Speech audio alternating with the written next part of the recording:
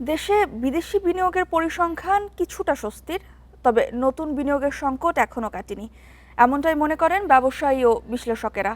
তারা বলছেন, জ্বালানি সংকট, আইনশৃঙ্খলা পরিস্থিতি, আমলাতান্ত্রিক জটিলতা ও রাজনৈতিক অনিশ্চয়তায় আস্থা পাচ্ছে না বিনিয়োগকারীরা।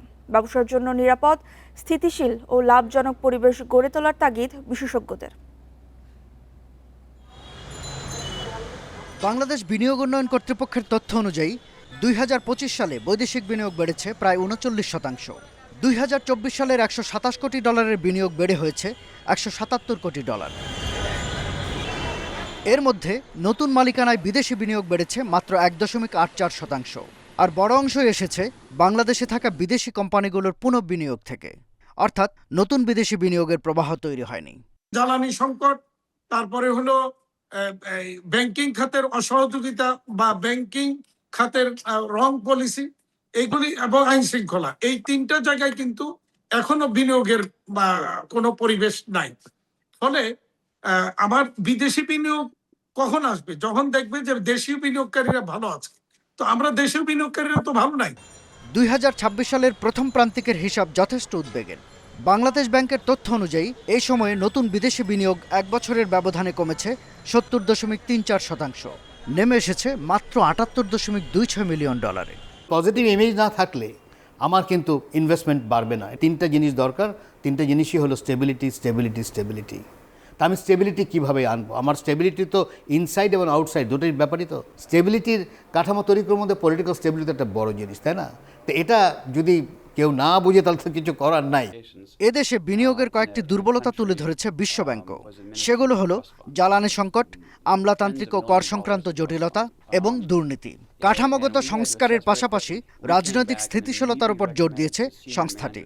আমাদের দেশে যারা বিনিয়োগকারীরা আছেন, আমাদের ব্যবসায়ীরা আছেন, তারা বিনিয়োগ করেন, তারা যদি বিনিয়োগ বাড়ান তাহলে অন্যরা আরও বেশি আস্থা পায়। যারাই আমাদের এখানে বিনিয়োগ করে তারা দেখবে যে আমার ভারতের সাথে সম্পর্ক কীরকম, এটা তারা খেয়াল করে। কারণ ভারত একটা বিরাট প্রতিবেশী, আমাদের যদি ভারতের সাথে সুসম্পর্ক থাকে সেটা তাদের সুযোগ আরও বাড়ায় দেয়। বিশ্লেষকদের মত, বিনিয়োগের সংকট শুধু অর্থনীতির নয়, জড়িয়ে আছে ভূরাজনীতি ও অভ্যন্তরীণ স্থিতিশীলতা।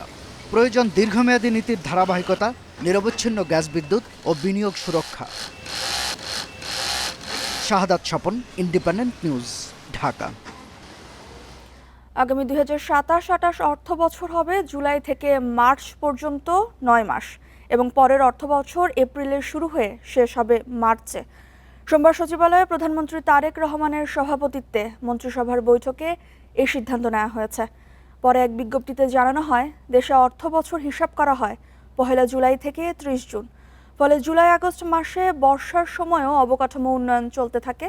এতে কাজ দীর্ঘায়িত হওয়ার পাশাপাশি গুণগত মানও ঠিক থাকে না। এছাড়া দেখা দেয় ব্যাপক জনদুর্ভোগ। এপ্রিল থেকে মার্চ পর্যন্ত অর্থ বছর হিসাব করা হলে বর্ষার আগেই অবকাঠামো উন্নয়ন শেষ করা সম্ভব হবে। তাই 2027-28কে ট্রানজিশনাল অর্থ বছর বিবেচনা করে তা শেষ করা হবে 9 মাসে। এরপর 2028-29 অর্থ বছর এপ্রিল থেকে মার্চ পর্যন্ত হিসাব করে সরকারের কার্যক্রম পরিচালিত হবে। এদিকে র্যাব বিলুপ্ত করে পুলিশের আওতায় স্পেশাল রেসপন্স ব্যাটালিয়ন SRB আইনে 2026-এর খসড়ায় চূড়ান্ত অনুমোদন দিয়েছে মন্ত্রিসভা।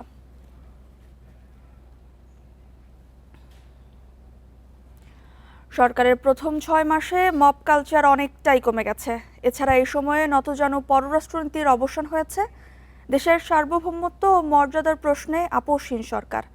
সোমবার এক মতবিনিময় সভায় এসব কথা জানান প্রধানমন্ত্রীর 2 উপদেষ্টা। অনুষ্ঠানে আরেক উপদেষ্টা জানান, জনপ্রশাসন ঢেলে সাজাতে শীঘ্রই সংস্কার কমিশন করা হবে। সরকারের 180 দিন পূর্তি উপলক্ষে সোমবার মতবিনিময় সভার আয়োজন করা হয় প্রধানমন্ত্রীর কার্যালয়ে। সেখানে তুলে ধরা হয় বিএনপির নির্বাচনী ইশতেহারে দেয়া প্রতিশ্রুতি বাস্তবায়নের অগ্রগতি। আমাদের এই নির্বাচিত সরকারের সময় নতজন পররাষ্ট্রনীতির অবসান হয়েছে। আমরা স্বাধীন, সার্বভৌম, মর্যাদাবান রাষ্ট্র হিসেবে কিভাবে এগিয়ে চলেছি তার একটা বহিঃপ্রকাশ আমরা দেখেছি যখন কিছুদিন আগে সরকারের পক্ষ থেকে একটি বিশেষ কারণে জোরালো ভাষায় ক্ষুব্ধ প্রতিবাদ করা হয়েছে। কারণ আমরা বিশ্বাস করি বাংলাদেশের অভ্যন্তরীণ বিষয়ে কারো কোনো হস্তক্ষেপের ক্ষমতা নাই। এই যে রাজনীতি, গুণগত পরিবর্তন যেটার কথা আমরা নির্বাচনের আগেও বলেছিলাম, এই যে জুলাই যে আন্দোলন হয়েছিল তখন আমরা বলেছিলাম দীর্ঘদিন মানুষের যে প্রতীক্ষা ছিল যে রাজনীতির গুণগত পরিবর্তন দরকার, সেই পরিবর্তনের মধ্যেও আমরা মনে হয় অনেক কিছু লক্ষ্য করেছি। মতবিনিময় সভায় জনপ্রশাসন সংস্কারের প্রয়োজনীয়তার কথা তুলে ধরেন প্রধানমন্ত্রীর দুই উপদেষ্টা। এই প্রশাসনকে যেভাবে দলীয়করণ করা হয়েছে সেখান থেকেও আমাদেরকে বেরিয়ে আসতে হবে। প্রশাসন সংস্কার করার জন্য অন্তর্বর্তীকালীন সরকারের সময় একটা রিপোর্ট দেওয়া হয়েছিল, সেটাও আমরা লক্ষ্য করেছি এবং সেটা আমরা দেখেছি। আমরা খুব শীঘ্রই জনপ্রশাসন সংস্কারের জন্য আনুষ্ঠানিকভাবে একটা কমিশন করতে যাচ্ছি। আগামী 6 মাস পরে যখন আবার আপনাদের সামনে এই ধরনের একটা অনুষ্ঠানে আমরা একত্র হতে পারব, সম্ভবত আমরা আরও ভালো কিছু তথ্য, ভালো কিছু অর্জনের কথা আপনাদেরকে বলতে পারব। মব কালচার অনেক কমে গেছে বলে জানান প্রধানমন্ত্রীর রাজনৈতিক উপদেষ্টা। আর তথ্য ও সম্প্রচার মন্ত্রী বলেন, আগামী দিনে জনকল্যাণে আরও জোর দেবে সরকার। আমাদের মেয়াদের একটা নির্দিষ্ট পর্ব অতিক্রম করতে থাকবো, আমরা যত সামনের দিকে এগোবো তত স্মুথলি আমরা আমাদের প্ল্যানকে বাস্তবায়ন করতে পারবো। আইনের শাসন যত বাড়তে থাকবে তত এই মব কালচার কমে যাবে। যে আইনের শাসনের প্রত্যয় ঘোষণা করেছেন আমাদের মাননীয় প্রধানমন্ত্রী, সেখানে দেখুন কোনো বিরোধী মতের কারণে বা কোনো বিরোধী রাজনৈতিক নেতা আজকে হয়রানি হচ্ছে না। প্রধানমন্ত্রী তারেক রহমানের দূরদর্শী নেতৃত্বে সমৃদ্ধ, স্বনির্ভর ও কল্যাণমুখী দেশ গড়তে সরকার নিরলস কাজ করে যাচ্ছে বলেও জানান তারা। যে বিরোধী দলের সঙ্গে gap Jahanara Parvin, independent news, Dhaka. কতদিন নাগাদ বাংলাদেশে আল কায়েদার কার্যক্রম নিয়ে জাতিসংঘের প্রতিবেদন অনুমান নির্ভর। সরকার এটি আমলে নিচ্ছে না বলে জানিয়েছেন স্বরাষ্ট্রমন্ত্রী সালাউদ্দিন আহমদ। সোমবার দুপুরে সচিবালয়ের সাংবাদিকদের তিনি একথা বলেন। এ সময় দেশের আইন শৃঙ্খলা পরিস্থিতি নিয়ন্ত্রণে আরও সময় চান স্বরাষ্ট্রমন্ত্রী। সম্প্রতি জাতিসংঘ নিরাপত্তা পরিষদের এক প্রতিবেদনে বলা হয়, বাংলাদেশে স্থায়ী ঘাঁটি ও গোপন সেল গড়ে তোলার চেষ্টা করছে আল কায়েদা। এ নিয়ে উদ্বেগ তুলে ধরা হয় প্রতিবেদনটিতে। সোমবার সচিবালয়ে এ ধরনের উদ্বেগের আশঙ্কা অমূলক বলে জানান স্বরাষ্ট্রমন্ত্রী। জাতিসংঘ নিরাপত্তা পরিষদের প্রতিবেদনটিকে অনুমান নির্ভর মন্তব্য করে বলেন, এ বিষয়ে বিশেষ পদক্ষেপ নেওয়ার প্রয়োজন দেখছে না সরকার। আমরা এগুলো আমলে নিচ্ছি না, রিপোর্টও এখনো পড়িনি। তাছাড়া আমি যতটুকু শুনেছি পত্রিকান্তরে, সেটা ওখানে বলা হয়েছে যে তারা একটা এজিউম করেছে আর কি, এটা অনুমান করেছে যে এরকম হতে পারে। তো অনুমান নির্ভর কোনো রিপোর্টের উপর আমরা তো অ্যাকশন করতে পারি না। এ সময় সাংবাদিকদের প্রশ্নের জবাবে স্বরাষ্ট্রমন্ত্রী বলেন, গত 6 মাসে আইন শৃঙ্খলা পরিস্থিতির উন্নতি হলেও জনগণের প্রত্যাশা পূরণে আরও সময় দরকার সরকারের। আইন শৃঙ্খলা নিয়ে সন্তুষ্টির বিষয়টা জনগণ বলবে, তবে জনপ্রত্যাশা অনুযায়ী উন্নীতকরণের জন্য আরও সময় লাগবে। সম্প্রতি স্বরাষ্ট্রমন্ত্রীকে অন্য কোনো মন্ত্রণালয়ের দায়িত্ব দেয়া হতে পারে বলে গুঞ্জন নিয়ে প্রশ্ন করা হলে জবাবে রসিকতা করেন সালাউদ্দিন আহমদ। এমন গুঞ্জন তার কানেও এসেছে বলে জানান মন্ত্রী।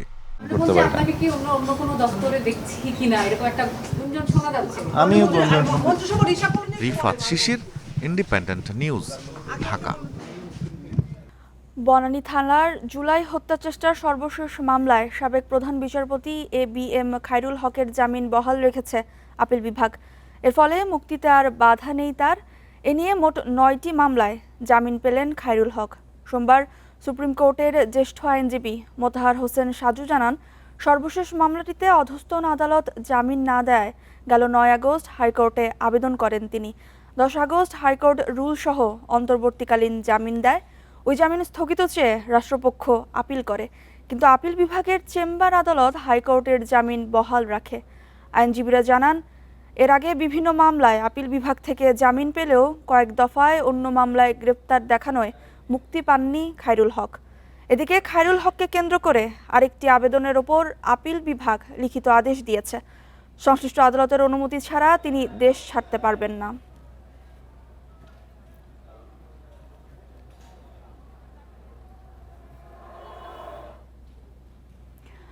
ব্যাটারি চালিত অটোরিকশাকে নিবন্ধনের আওতায় আনতে নীতিমালা প্রায় চূড়ান্ত। এগুলো সৌরবিদ্যুতে চালাতে হবে, নইলে নিবন্ধন দেবে না সরকার। আর নিবন্ধনের কাজ করবে স্থানীয় সরকার মন্ত্রণালয়। সোমবার সচিবালয়ে ব্রিফিংয়ে এসব তথ্য জানান প্রতিমন্ত্রী মীর শাহে আলম। আরও বলেন, সরকারের 6 মাসের কাজে পুরোপুরি সন্তুষ্ট নন তিনি। সিপিডির একটি গবেষণায় বলা হয়েছে, প্রতিদিন উৎপাদিত বিদ্যুৎ প্রায় 5% খরচ হয় অটোরিকশা চার্জের পেছনে।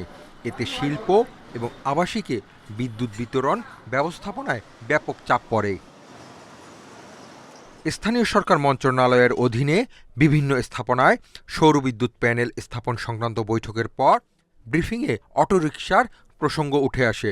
জানান, অটোরিকশার নিবন্ধন দেবে স্থানীয় সরকার মন্ত্রণালয়, আর সৌরবিদ্যুতে চার্জ দেয়া বাধ্যতামূলক। ব্যাটারি চালিত ই রিক্সাগুলি আমাদের স্থানীয় সরকার মন্ত্রণালয়ের অধীনে সিটি কর্পোরেশন এবং পৌরসভার আওতায় আমরা রেজিস্ট্রেশনের আওতায় নিয়ে আনতেছি, এবং সেখানে কিছু শর্ত দেওয়া হবে যে তারা যে রিচার্জ করবে এই রিচার্জটি অবশ্যই সৌর বিদ্যুতে হতে হবে, সৌর বিদ্যুতে, এবং সেটা নিশ্চিত করবে সিটি কর্পোরেশন এবং পৌরসভাগুলি। এটার জন্য আইন পাশ করা আছে এবং সেই আইনের আলোকে আমরা বিধিমালা তৈরি করছি। প্রতিমন্ত্রী আরও জানান, যানজট নিরসন ও ট্রাফিক ব্যবস্থাপনা সহজ করতে রাজধানীকে 8টি জোনে ভাগ করতে চায় সরকার। একজনের ই রিক্সা অন্য জোনে চলতে পারবে না। জিও ফেন্সিংয়ের আওতায় এটা আমরা নিয়ে আসবো। এটা নিয়ে আমাদের অলরেডি ট্রাফিক পুলিশ, আমাদের সিটি কর্পোরেশনের ইতিমধ্যেই 3 দিন আগে মিটিং হয়েছে। আমাদের বিধিমালা তৈরি কাজ চলছে। বিধিমালাটি অনুমোদন হলেই আমি প্রিয় সাংবাদিকদের ভাইদের ডেকে আমরা পুরো বিধিমালাটাই আপনাদেরকে দিয়ে দেব, এবং এটা জরুরি ভিত্তিতে কার্যকর করবার জন্য সিটি কর্পোরেশন এবং ট্রাফিক পুলিশ যৌথ উদ্যোগ নেবে। বর্ষায় রাজধানীর জলজট নিয়ে দুঃখ প্রকাশ করেন প্রতিমন্ত্রী। বলেন, বর্জ্য ব্যবস্থাপনা, খাল ও লেক সংস্কার এবং সড়কের উন্নয়নে কাজ শুরু হয়েছে, তবে সুফল পেতে আরও কিছুটা সময় লাগবে। Hasib Mahmud Shah, independent news, Dhaka. দুর্নীতি দমন কমিশন দুদকের নতুন চেয়ারম্যান হলেন আপিল বিভাগের অবসরপ্রাপ্ত বিচারপতি AKM আসাদুজ্জামান। কমিশনের অন্য 2 সদস্য হচ্ছেন ডক্টর জাহাঙ্গীর আলম খান ও ডক্টর সাজ্জাদ হোসেন ভুইয়া। সোমবার মন্ত্রিসভা বিভাগের প্রজ্ঞাপনে এসব কথা জানানো হয়। এতে বলা হয়, দুর্নীতি দমন কমিশন আইন 2004-এর 6 ধারা অনুযায়ী তাদের সবাইকে নিয়োগ দেওয়া হয়েছে। চেয়ারম্যান AKM আসাদুজ্জামান গত ফেব্রুয়ারিতে সুপ্রিম কোর্টের বিচারপতি হিসেবে অবসরে যান। এর আগে দুদকের চেয়ারম্যান সহ 3 সদস্য পদত্যাগ করলে নতুন কমিশন গঠনে জুনে আপিল বিভাগের একজন বিচারপতিকে প্রধান করে 5 সদস্যের সার্চ কমিটি করা হয়। দুদক আইন অনুযায়ী নতুন চেয়ারম্যান আপিল বিভাগের বিচারপতি এবং 2 কমিশনার হাইকোর্ট বিভাগের বিচারপতির সমান পদমর্যাদা ও অন্যান্য সুবিধা ভোগ করবেন।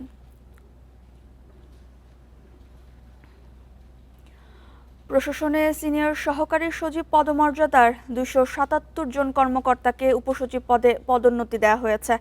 সোমবার জনপ্রশাসন মন্ত্রণালয়ের প্রজ্ঞাপনে একথা জানানো হয়েছে। প্রজ্ঞাপনে জানানো হয়, পদোন্নতি প্রাপ্তদের মধ্যে বিদেশে বিভিন্ন দূতাবাস ও মিশনে দায়িত্বরত 15 জন সিনিয়র সহকারী সচিব পদমর্যাদার কর্মকর্তাও রয়েছেন। পদোন্নতি পাওয়া কর্মকর্তাদের জনপ্রশাসন মন্ত্রণালয়ের বিশেষ ভারপ্রাপ্ত কর্মকর্তা করা হয়েছে। তবে নতুন উপসচিবদের পদায়ন করে আদেশ জারি করা হয়নি। বিএনপি সরকার দায়িত্ব নেওয়ার পর বড় পরিসরে এটি দ্বিতীয় দফায় পদোন্নতি।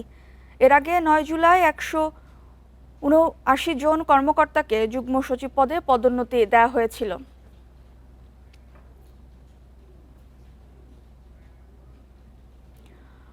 রোপা আমন চাষের মৌসুম রাজশাহী অঞ্চলে দেখা দিয়েছে সার সংকট। কৃষকদের অভিযোগ, ডিলারের দোকানে চাহিদার তুলনায় সারের সরবরাহ অনেক কম। এদিকে খোলা বাজারে সার পাওয়া যাচ্ছে বস্তা প্রতি 200 থেকে 400 টাকা বেশি দামে। রাজশাহীর মাঠ জুড়ে এখন রোপা আমন চাষের ব্যস্ততা কৃষকের। কেউ জমি প্রস্তুত করছেন, কেউ বা তুলছেন বীজতলা থেকে চারা। তবে আমন চাষের গুরুত্বপূর্ণ এই সময়ে সার নিয়ে বিপাকে পড়েছেন কৃষকেরা। কৃষকদের অভিযোগ, ডিলারের দোকানে প্রয়োজনীয় সার নেই। বাধ্য হয়ে প্রতি বস্তায় 200 থেকে 400 টাকা বেশি দামে সার কিনতে হচ্ছে খোলা বাজার থেকে। তাই এ মৌসুমে ধানের ফলন নিয়ে শঙ্কা রয়ে গেছে।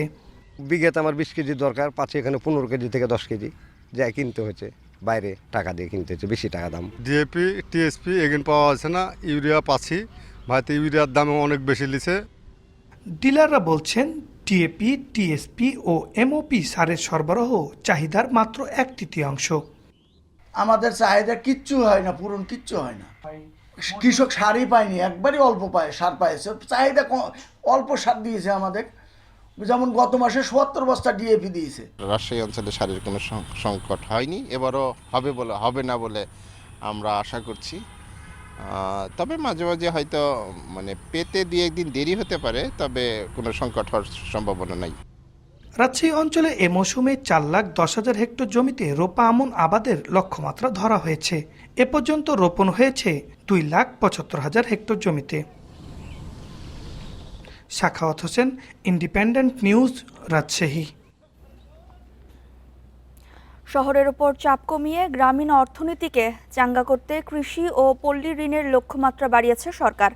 আগের অর্থবছরের চেয়ে প্রায় ৫৪% বাড়িয়ে এবার ঋণ বিতরণের লক্ষ্য ধরা হয়েছে ৬০,০০০ কোটি টাকা। সোমবার সংবাদ সম্মেলনে এ ঘোষণা দেয় বাংলাদেশ ব্যাংক।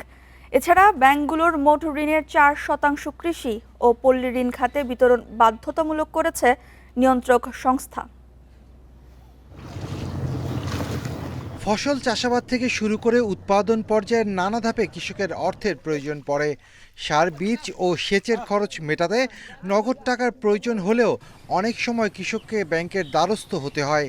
তবে ব্যাংক থেকে সেই ঋণ পেতে অনেকেই ভোগান্তিতে পড়েন। এমন বাস্তবতায় কৃষি ও পল্লী ঋণ সহজ করতে বাংলাদেশ ব্যাংকের গভর্নরের সাথে বাণিজ্যিক ব্যাংকগুলোর প্রধান নির্বাহীরা বৈঠক করেন। বৈঠক শেষে জানানো হয়, চলতি অর্থবছরে রাষ্ট্রীয় মালিকানাধীন বাণিজ্যিক ও বিশেষায়িত ব্যাংকের জন্য ২০,৪৯৫ কোটি টাকা এবং বেসরকারি ও বিদেশি ব্যাংকের জন্য ৩৯,৫০৫ কোটি টাকা কৃষি ঋণের লক্ষ্যমাত্রা নির্ধারণ করা হয়েছে। রুরাল থেকে আরবানমুখী যে অভিগমন, সেটা প্রতিহত করতে হলে আমাদের কৃষি অর্থনীতি এবং পল্লী অর্থনীতিটাকে চাঙ্গা করতে হবে। এই চাঙ্গা করার জন্য পর্যাপ্ত অর্থায়ন বা অর্থের সরবরাহ নিশ্চিত করতে হবে। সেই টার্গেট করেই আমরা এবার ৩৯,০০০ কোটি টাকা থেকে প্রায় 53% বাড়িয়ে ৬০,০০০ কোটি টাকা নির্ধারণ করেছি। এ সময় বাংলাদেশ ব্যাংক জানায়, নতুন নীতিমালায় প্রকৃত কৃষক শনাক্তে কৃষক কার্ড চালুর পাশাপাশি বাধ্যতামূলক পাস বইয়ের নিয়ম বাতিল করা হয়েছে। মৎস্য ও প্রাণী সম্পদ খাতে ৫ লাখ টাকা পর্যন্ত জামানতবিহীন ঋণের সুযোগ রাখা হয়েছে।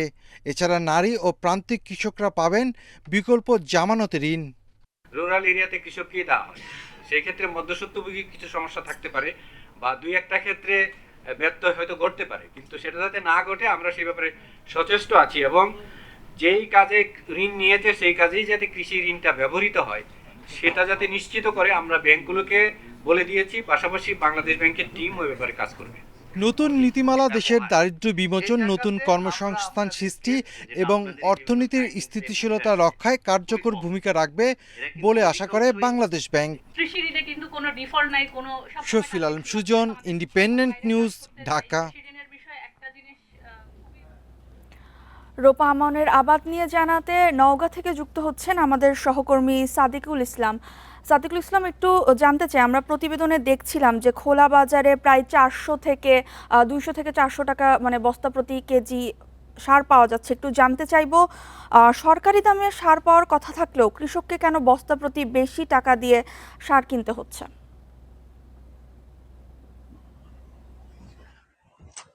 আপনি জানেন যে নওগাঁ উত্তরাঞ্চলের বৃহত্তম ধান উৎপাদনকারী জেলা। আপনি জানেন যে এবছর কিন্তু এই জেলায় ১,৯৬,০০০ হেক্টর জমিতে রোপা আমনের লক্ষ্যমাত্রা নির্ধারণ করা হয়েছে। ইতিমধ্যে প্রায় ১,৮০,০০০ হেক্টরে জমিতে রোপা আমন রোপণ করা হয়েছে বলে কৃষি বিভাগ জানিয়েছে। আমার সঙ্গে কথা হয় এখানকার কৃষকদের সঙ্গে, তারা যেটি জানিয়েছেন যে মৌসুমের শুরু থেকেই সার নিয়ে তাদের কিন্তু বিড়ম্বনায় পড়তে হয়।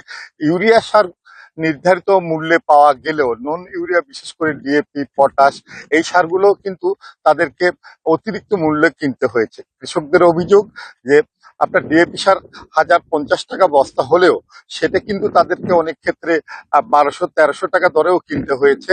আবার পটাশের ক্ষেত্রেও কিন্তু বস্তা প্রতি ১ থেকে ২০০ টাকা বেশি কিনতে হয়েছে। এই প্রসঙ্গে আমার সঙ্গে কথা হয় এক্ষেত্রে কৃষি সম্প্রসারণ অধিদপ্তরের কর্মকর্তাদের সঙ্গে। তারা যেটি জানিয়েছেন যে আমরা কিন্তু সব জায়গাতেই তদারকি করছি এবং ডিলারদের প্রতিও নজর রেখেছি, কিন্তু খুচরা পর্যায়ে হয়তো বা ২-১টি জায়গায় বিচ্ছিন্নভাবে আপনার দাম বেশি নেওয়া হতে পারে, কিন্তু কিন্তু ডিলার পর্যায়ে কিন্তু এটি নেওয়া হচ্ছে না। কিন্তু কৃষকরা যেটি বলছেন যে আসলে শুধু খুচরা পর্যায়ে নয়, ডিলারদের কাছে গেলেও তারা কিন্তু কৃত্রিম সংকট সৃষ্টি করে। তারা বলছে যে নন ইউরিয়া সারগুলো নেই, যখন তারা বাড়তি দাম দিচ্ছে তখন কিন্তু আবার ডিলারদের কাছ থেকে তারা আবার ওই সারটি কিন্তু পাচ্ছেন। ইতিমধ্যে আমরা লক্ষ্য করেছি যে আপনার রানীনগর উপজেলায় আপনার আবাদপুকুর এলাকায় 3 জন ডিলারকে কিন্তু ভ্রাম্যমাণ আদালত জরিমানা করেছে এবং এটা প্রমাণিত হয় যে তারা কিন্তু আসলে অতিরিক্ত দামে কিন্তু সার বিক্রি করছিলেন। আর একটি তথ্য আপনাকে জানাবো, আপনি জানেন যে এবার সুগন্ধি জাতীয় আপনার চালের দাম দ্বিগুণেরও বেশি হবার কারণে কৃষকরা কিন্তু সুগন্ধি ধান চাষে কিন্তু ঝুঁকে পড়েছেন এবং এই কারণে আমরা যেটি লক্ষ্য করেছি যে প্রায় 60,000 হেক্টর জমিতে কিন্তু এবার সুগন্ধি ধানের চাষ হচ্ছে এবং এই সুগন্ধি ধানের চারা কিন্তু সংকট দেখা দিয়েছে। এই ছিল মোটামুটি আমার কাছে নওগাঁর রূপা আমনের সবশেষ পরিস্থিতি। নওগাঁ থেকে বিস্তারিত জানাচ্ছিলেন সহকর্মী সাদিকুল ইসলাম। মোবাইলে কল ড্রপ এবং ইন্টারনেটে ধীরগতি এখন গ্রাহকদের প্রতিদিনের অভিযোগ। গত 1.5 বছরে নিয়ন্ত্রক সংস্থা বিটিআরসিতে দেশের 4টি মোবাইল অপারেটরের বিরুদ্ধে অভিযোগের সংখ্যা 10,000 ছাড়িয়েছে। সবচেয়ে বেশি অভিযোগ সেবার মান এবং ইন্টারনেটের গতি নিয়ে। এসব সমস্যার দ্রুত সমাধান না হওয়ায় ক্ষুব্ধ গ্রাহকরা।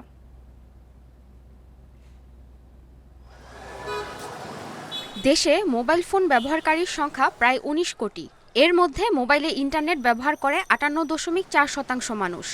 অথচ মোবাইল ইন্টারনেটের গতিতে বিশ্বের 103টি দেশের মধ্যে বাংলাদেশের অবস্থান 91তম।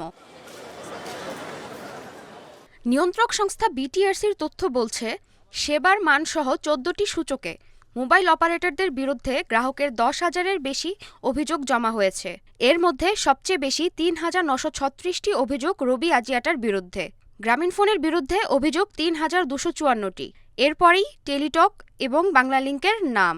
আমার বাড়ি যেমন বাগেরহাটের মোংলায়, ওখানে মাঝে মধ্যে দেখা যায় যে নেটওয়ার্কের যথেষ্ট প্রবলেম দেখা যায়। একটা মেয়াদ থাকে, সেই মেয়াদের সময়সীমা অনুযায়ী আমাদের ব্যবহার করতে হয়। বিশ্লেষকরা বলছেন, গত 10 বছরে দেশের টাওয়ার ও স্পেকট্রাম বাড়াতে অপারেটররা বড় কোনো উদ্যোগ নেয়নি। তবে অপারেটরদের দাবি, সেবার মান বাড়াতে তারা কাজ করছেন। আমরা অ্যান্টেনার সাইট ধরেন, আমরা এই ঢাকা শহরে প্রায় 500 অ্যান্টেনা সাইটের জন্য আমরা অ্যাপ্লিকেশন করে রেখেছি বা আমরা যোগাযোগ করছি, বাট গত 3 বছরে আমার মনে হয় 10টা অ্যান্টেনা সাইটও আমরা পাইনি। তদারকি এবং গণশুনানির পরও কেন গ্রাহক সেবার মান বাড়ছে না, এজন্য বিটিআরসিকে দায়ী করছেন বিশ্লেষকরা। কোনো অপারেটর যদি সঠিক মানের সেবা না দেয়, তাহলে বিটিআরসির দায়িত্ব তাকে চ্যালেঞ্জ করা এবং তাকে বাধ্য করা, এটাকে নিশ্চিত করা। কাজে সেক্ষেত্রে বিটিআরসিও তার এই অঙ্গীকার পূরণে আসলে ব্যর্থ হয়েছে, এ বিষয়ে কোনো সন্দেহ নেই। সাধারণ মানুষের ভোগান্তির তুলনায় বিটিআরসিতে করা অভিযোগের পরিমাণ খুব সামান্য বলে মনে করেন খাত সংশ্লিষ্টরা। তবে নিয়মিতভাবে নেটওয়ার্ক ও সেবা পর্যালোচনা করে প্রয়োজনীয় পদক্ষেপ নেওয়া হচ্ছে বলে জানায় BTRC. Sumaiya Sanjana Nimmi, independent news. রোপা আমনের আবাদ নিয়ে জানাতে এবার রংপুর থেকে যুক্ত হচ্ছেন আমাদের সহকর্মী নজরুল ইসলাম। নজরুল ইসলাম, প্রথমেই যেটা জানতে চাইব, সরকারি দামে সার পাওয়ার কথা থাকলেও কৃষককে কেন বস্তা প্রতি বেশি টাকা দিতে হচ্ছে, এবং আরেকটি বিষয় যেটি জানতে চাইব, সময় মতো সার না পেলে ফলনে কি ধরনের প্রভাব পড়তে পারে জানাবেন।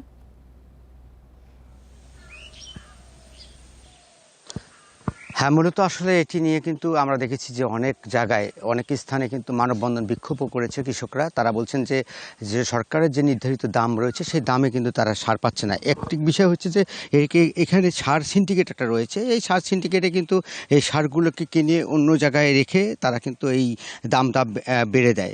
সেক্ষেত্রে কিন্তু কৃষকরা এই সারের যে সংকট সেটা কিন্তু পড়তে হয়। সেক্ষেত্রে এই যে রোপা আমনের সময় তারা কিন্তু এই জমিতে তারা ফসলে কিন্তু সার দিতে পারে না। সেক্ষেত্রে কিন্তু তাদের ভোগান্তি। আমরা কয়েকজন কৃষকের সঙ্গে কথা বলেছি, তারা যেমনটি জানিয়েছেন যে যদি সরকার এই ভর্তুকিটি কিংবা এই সার যদি ঠিকভাবে তারা না দিতে পারে, তাহলে তাদের রোপা আমন যে এবার ব্যাহত হবে সেটি কিন্তু বলছেন। তবে আমি যদি একটি রংপুরের তথ্য দিয়ে থাকি, যে রংপুর বিভাগে কিন্তু এবার রোপা আমন চাষ করা হয়েছে প্রায় 6.5 লাখ হেক্টর জমিতে, সেটি কিন্তু নির্ধারণ করেছেন অর্থাৎ কৃষি বিভাগ বলছেন যে এবারের রোপা আমন সব থেকে বেশি কিন্তু আবাদ হয়েছে এবং জমিতে ফসল ভালো হচ্ছে। তবে কৃষকের দাবি অনুযায়ী কিন্তু সেটি কিন্তু আমরা দেখছি না। আমরা দেখেছি যে আমি যে জমিটাতে দাঁড়িয়ে আছি এটি কিন্তু একদম ফাটল দেখা দিয়েছে এবং জমিটি সার না দেওয়ার কারণে কিন্তু আপনি নিশ্চয়ই দেখতে পাচ্ছেন যে পাকন ধরেছে। আমি এইখানকার কৃষকের সঙ্গে কথা বলছি, তারা যেমনটি জানিয়েছেন যে এই জমিতে সময় মতো তারা সার দিতে পারছেন না, সেক্ষেত্রে এই জমির যে ধানগুলো রয়েছে সেটি কিন্তু পাকন দেখা দিয়েছে, কিন্তু এই ধানগুলো কিন্তু আস্তে আস্তে হওয়ার যে সম্ভাবনা সেটি কিন্তু হচ্ছে না। তবে তারা বলছেন যে অতি সময়ের মধ্যে যদি অল্প সময়ের মধ্যে যদি সঠিকভাবে যদি সার প্রয়োগ করা হয় জমিতে, তাহলে তাদের এই ফসলটি আরও ভালো হবে, এটি আসলে বলছেন। তবে সব মিলে দেখা যাচ্ছে যে রংপুরের এবার যে ফসলের অর্থাৎ এই রোপা আমনের যে আবাদ হয়েছে সেটি কিন্তু কৃষকরা কিছুটা হলেও খুশি রয়েছে। তবে তারা বলছেন যে বারবার বলছেন যে তারা যে কোনো সেন্টিগ্রেড যদি না থাকে, সেন্টিগ্রেড না থাকার কারণে না থাকলে তারা কিন্তু পর্যাপ্ত পরিমাণে সার পাবে এবং কীটনাশক পাবে, তারা কীটনাশক ব্যবহার করতে পাবে ফসলি জমিতে। সেক্ষেত্রে কিন্তু তারা এই দাবিগুলো বলছেন। তো আমরা দেখেছি যে গত কয়েকদিন ধরে আমরা দেখেছি বিভিন্ন জায়গাতেই মানুষ কিন্তু এই সারের জন্য বিভিন্ন দোকানপাটে যাচ্ছেন তারা সার কেনার জন্য। আমরা অনেক সাথে কথা বলেছি, তারা যেমনটি বলেছেন যে পর্যাপ্ত পরিমাণ তারা সার পাচ্ছে না, যে জমিতে 1 বস্তা সার দেওয়ার কথা সেখানে কিন্তু 1 বস্তা দিতে পারছে না, সেখানে অর্ধেক দিচ্ছেন, সেক্ষেত্রে সে হচ্ছে না। তবে তারা বিভিন্ন ধরনের অর্থাৎ প্রয়োগ করছেন সার, অনেক ধরনের বিপদে পড়ছেন তারা বলছেন। তবে এখন পর্যন্ত আমরা যেটা দেখেছি সরকারের যে উদ্যোগ সেটিকে গ্রহণ করার কোনো পদক্ষেপ নেই। তবে তারপরেও দেখেছি যে কিছু কৃষি সম্প্রসারণ অফিস থেকে কিন্তু আমরা কৃষকের মাঝে তারা যেতে দেখেছি, তারা বলছেন যে কৃষকদের যেভাবে সার পাওয়া যায় এবং যারা জমিতে রোপা আমন যে রোপণ করছেন তাদের ফলন ভালো হয় সেটি তারা ব্যবস্থা গ্রহণ করছেন। রংপুর থেকে বিস্তারিত জানাচ্ছিলেন সহকর্মী নজরুল ইসলাম। বরিশাল বিভাগে পরিবেশ অধিদপ্তরের গবেষণাগারে যন্ত্রপাতির ত্রুটির কারণে প্রায় 3 বছর ধরে বন্ধ পানির মান পরীক্ষা। এরই মাঝে বর্ষার শুরু থেকে বিভাগে ডায়রিয়া সহ বিভিন্ন পানিবাহিত রোগের প্রকোপ বাড়ায় স্থানীয়দের মাঝে ছড়িয়ে পড়ছে উদ্বেগ। কর্মকর্তারা বলছেন মন্ত্রণালয়ে এ সংক্রান্ত প্রকল্প অনুমোদনের অপেক্ষায় রয়েছে। জনস্বাস্থ্য সুরক্ষায় 2010 সালে বরিশাল পরিবেশ অধিদপ্তরে স্থাপন করা হয় গবেষণাগার। পরিমাপ করা শুরু হয় পানি, বাতাস ও শব্দের দূষণ। তবে 3 বছর ধরে যন্ত্রপাতির ত্রুটির কারণে বন্ধ পানির মান পরীক্ষা। এর মাঝেই 2024 সালের শেষ দিকে নথুল্লাবাদের নূতন ভবনে স্থানান্তর করা হয় দপ্তরটি। তবে এখনও আসেনি নূতন যন্ত্রপাতি। এর আগে বিভিন্ন সময় নগরী ও উপজেলা পর্যায়ে খাবার পানিতে ক্ষতিকর ব্যাকটেরিয়া পাওয়া যায়।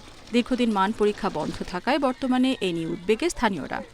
অনিরাপদ ড্রামের পানি বা ট্যাঙ্কির পানি পাইপ থেকে যেটা আসে সরাসরি ওইটাই আমাদেরকে খেতে দেওয়া হয় হোটেল বা চায়ের দোকানে। আগে আসতে মাঝে মধ্যে পানি নিতে পরীক্ষা করতে টেস্ট করতে, এখন বর্তমানে তারা আসে না। তারা মাঝে মধ্যে এসে আমাদের করবে, আমরাও চেষ্টা করব পানি বিশুদ্ধ রাখার। কর্মকর্তারা জানান 51টি যন্ত্রপাতির তালিকা ঢাকায় পাঠানো হয়েছে, এখন প্রকল্প অনুমোদনের অপেক্ষায়। বেস্ট প্রজেক্ট নামের একটি প্রজেক্টের মাধ্যমে গবেষণাগারের যন্ত্রপাতি এবং এনারেকেল যন্ত্রপাতি বসানোর কথা ছিল, সেটি এখনও প্রক্রিয়াধীন আছে। এটি হলে পরে আমরা স্বয়ংসম্পূর্ণভাবে বিভিন্ন ভূপৃষ্ঠস্থ এবং ভূগর্ভস্থ পানিগুলি আমরা টেস্ট করতে পারব। এদিকে স্বাস্থ্য বিভাগের তথ্য অনুযায়ী জুলাই মাসে বরিশাল বিভাগে ডায়রিয়া আক্রান্তের সংখ্যা ছাড়িয়েছে 7000। বরিশাল বিভাগে বিভিন্ন যে সোর্স থেকে পানি পান করে সে সমস্ত জায়গাগুলো অবশ্যই পরীক্ষা করা দরকার এবং আপ টু ডেট একটা রিপোর্ট থাকা দরকার। বিভাগ জুড়ে ডায়রিয়া ছাড়াও চর্মরোগ সহ পানিবাহিত রোগের বিস্তারের কারণে দ্রুত ব্যবস্থা নেওয়ার দাবি নগরবাসীর। Independent news. মাদারীপুরের শিবচরে নির্মাণাধীন নার্সিং কলেজের কাজ প্রায় 2 বছর ধরে বন্ধ। সে প্রকল্পের 88% কাজ সম্পন্ন দেখিয়ে 28 কোটি টাকা নিয়ে গেছে ঠিকাদার। অরক্ষিত ভবনটি এখন অপরাধীদের আস্তানায় পরিণত হয়েছে বলে অভিযোগ স্থানীয়দের। বাকি কাজ শেষ করতে আবার দরপত্র আহ্বানের পরিকল্পনা কর্তৃপক্ষের। দক্ষ নার্সের সংকট দূর করতে মাদারীপুরের শিবচরে আধুনিক নার্সিং কলেজ নির্মাণ শুরু হয় 2021 সালের মার্চে। 32 কোটি টাকার সেই প্রকল্পের মেয়াদ 2024 সালের জুনে শেষ হলেও বাকি রয়ে গেছে অনেক কাজ। ঠিকাদারি প্রতিষ্ঠান 28 কোটি 25 লাখ টাকা বিল তুলে নেওয়ার পর প্রায় 2 বছর ধরে নেই কোনো অগ্রগতি। অরক্ষিত অবস্থায় থাকায় নির্মাণাধীন ভবনটিতে বেড়েছে মাদকসেবীদের আনাগোনা। নার্সিং ইনস্টিটিউটটা যদি এখানে চালু হইতো তাহলে এটা আমাদের শিবচরের মানুষের জন্য অনেক ভালো হইতো। কতদিন আমনিক সরকার যাওয়ার পরে তারপর আর কোনো কাজ কাম হয় না। সমস্যা যে মনে করেন বেকার পড়ে রয়েছে, নষ্ট হয়ে যাচ্ছে সরকারি জিনিস। তবে নির্মাণ কাজের বাকি অংশ সম্পূর্ণ করতে উদ্যোগের কথা জানালো স্বাস্থ্য প্রকৌশল অধিদপ্তর। এখানে বরাদ্দ অতিরিক্ত মানে কাজ দুটো বাদে নতুন যে কাজ হবে সেইটা তো এস্টিমেট নতুন হবে, সেটা তো নতুন রেটে অবশ্যই বাড়বে। টেন্ডার প্রক্রিয়াটা হয় আমাদের রেট অবস্থিত, এটা যিনি টেন্ডার করবেন ওনারই জানতে পারবে কতদিন তার সময় দিছে বা লাগবে। দ্রুত নির্মাণ কাজ শেষ করে কলেজটি চালুর দাবি স্থানীয়দের। Independent news. রোমাঞ্চপ্রিয় পর্যটকদের জন্য খাগড়াছড়ির হর্টিকালচার পার্কে চালু করা হয়েছে জিপলাইন ও আধুনিক জায়ান্ট সুইং। জেলা পরিষদের প্রত্যাশা, প্রথমবারের মতো চালু হওয়া আউটডোর রাইড দুটিতে ভিন্নধর্মী রোমাঞ্চের অভিজ্ঞতা পাবেন পর্যটকরা। আর আন্তর্জাতিক মান বজায় রেখে জিপলাইন ও জায়ান্ট সুইং স্থাপন করা হয়েছে বলে জানায় নির্মাণ সংস্থা। স্বচ্ছ জলের লেক আর অদূরে সবুজে ঘেরা আলুটিলা পাহাড়, প্রকৃতির এক মনোমুগ্ধকর পরিবেশ। ঝুলন্ত সেতু আর লেকে নৌকা ভ্রমণেই সীমাবদ্ধ ছিল পর্যটকদের বিনোদন।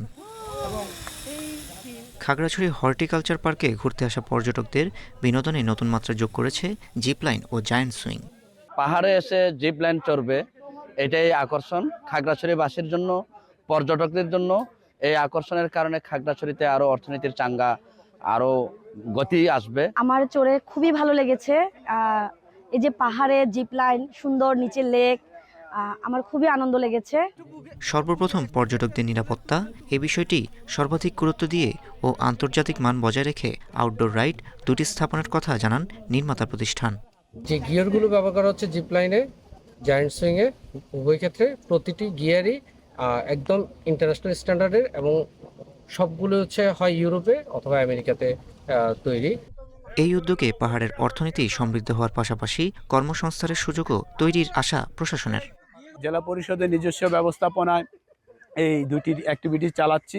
যে আমাদের জিপ লাইনের টিকিটের মূল্য আপাতত ধরা হয়েছে 100 টাকা, আর জিপ লাইন জায়ান্ট সুইং এর মূল্য ধরা হয়েছে 70 টাকা। আমাদের এই জেলা টুরিস্ট এলাকা, অথচ টুরিস্টদের জন্য আমরা কিছুই এখনো করতে পারিনি। এখানে যদি আমরা টুরিজম করতে পারতাম তাহলে দেখা যায় আমাদের পাহাড়ি বাঙালি ছেলে মেয়ে সকলের যে চাকুরির যে একটা সুযোগ, বিশাল সুযোগ। 47 লাখ টাকা ব্যয়ে আধুনিক জিপলাইন ও জায়ান্ট সুইং রাইডে চড়তে রোমাঞ্চপ্রিয় পর্যটকদের ব্যয় করতে হবে জনপ্রতি 100 টাকা ও 70 টাকা। Independent news. এ নিয়ে আরও জানাতে খাগড়াছড়ি থেকে যুক্ত হয়েছেন সহকর্মী সমীর মল্লিক। সমীর, আমরা দেখছিলাম খাগড়াছড়ির হর্টিকালচার পার্কে জিপলাইন ও আধুনিক জায়ান্ট সুইং চালু হয়েছে, এ ব্যাপারে একটু বিস্তারিত জানতে চাই। দেখুন, কিন্তু খাগড়াছড়িতে বাংলাদেশের যে সমস্ত জায়গাগুলোতে পর্যটকদের আগমন বেশি হয়, খাগড়াছড়ি অন্যতম।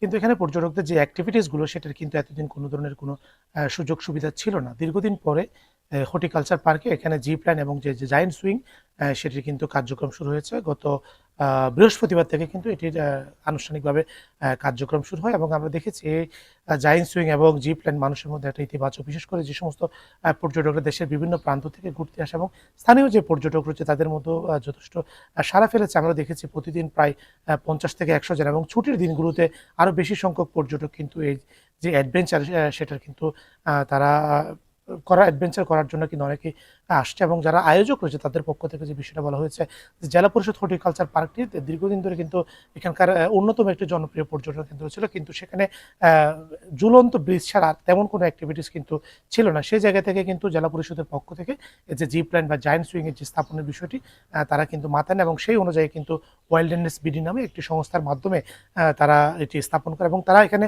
পর্যটকদের যে নিরাপত্তা রয়েছে, অর্থাৎ এই ধরনের ঘটনা যাতে কোনো ধরনের ঝুঁকি তৈরি না হয় সেক্ষেত্রে কিন্তু এখানে যে গুণগত মান সেটিও কিন্তু নিশ্চয়তা করা হয়েছে বলে যারা নির্মাণকারী প্রতিষ্ঠানের পক্ষ থেকে আমাদেরকে জানানো হয়েছে।